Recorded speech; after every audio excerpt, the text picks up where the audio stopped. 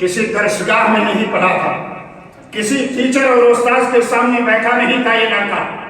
نماز پڑھنے کا شوق، قرآن سیکھنے کا شوق، محمد رسول اللہ صلی اللہ علیہ وسلم کی باتوں کو سیکھنے کا شوق وہ لڑکا بیان کرتا ہے۔ اور میرا گاؤں اور میرا قبیلہ ایسی جگہ پر آباد تھا جدھر سے مدینہ آنے جانے کا راستہ گزرتا تھا، اور وہاں ایک پانی کا چشمہ بھی تھا۔ لوگ مدینہ سے آتے یا مدینہ جاتے تو اسے میرے قبیلے کے بغل میں جو چشمہ تھا وہاں جا کر کے ٹھہرتے، وہاں آرام کرتے، جانے والے بھی اور آنے والے بھی۔ وہ لڑکا کہتا ہے میں جا کے روزانہ اسی راستے پر بیٹھ جاتا، مدینہ سے آنے والے جب آتے میں روک کر کے پوچھتا کہ محمد رسول اللہ سے کیا سیکھ کر آئے ہو، کیا سیکھ کر آئے ہو۔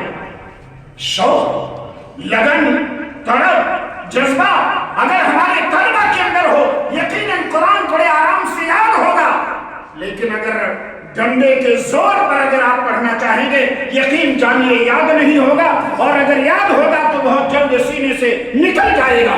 اس لیے اپنے دل کے اندر تڑپ پیدا کیجئے، شوق پیدا کیجئے اور جذبہ پیدا کیجئے کہ قرآن ہمیں سیکھنا ہے، قرآن ہمیں یاد کرنا ہے، قرآن کا حافظ ہمیں بننا ہے، تب قرآن انشاءاللہ یاد ہوگا۔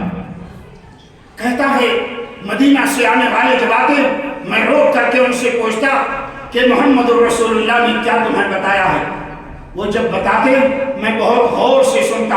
صحیح بخاری کے الفاظ ہیں کأنما یغرا فی صدری، کأنما یغرا فی صدری۔ یہ لوگ جب بتاتے میں غور سے سنتا، ایسا لگتا کہ یہ بات میرے سینے کے اندر چپکا دی گئی ہے، یہ بات میرے سینے کے اندر چپکا دی گئی ہے۔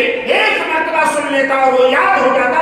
اس طرح سے بار بار روزانہ اور سننے کے نتیجے میں مجھے قرآن اتنا زیادہ یاد ہو گیا، میرے قبیلے میں مجھ سے زیادہ قرآن کسی کو یاد نہیں تھا۔ اس لیے میرے عزیزوں قرآن آپ پڑھ رہے ہو، قرآن کا حفظ کر رہے ہو، جن جو حفظ کر رہے ہو وہ بھی محنت کریں، جو حافظ بن چکے ہیں ان پر دستار